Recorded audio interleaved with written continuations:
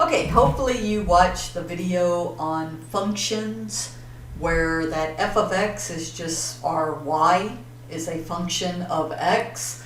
And if we want to be able to plot something like this, as I talked about in another video, you could just simply plug in values for y and for x. So in other words, we have f of x equals x squared minus 1.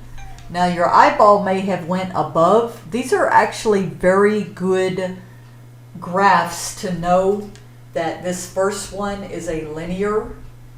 We call this a parabola, which notice that x squared. So I know that this function should look like that x squared.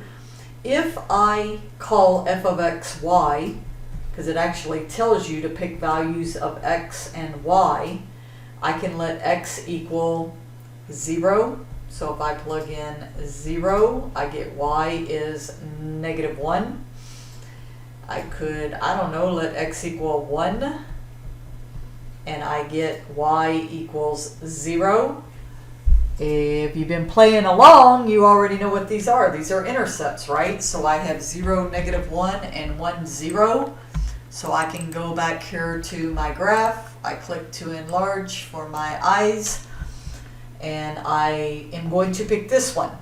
How do I know to pick this one? Quadratic. We just saw that the x squared, and it says select 3 points. I only have 2 points. So I have x equals 0 and negative 1.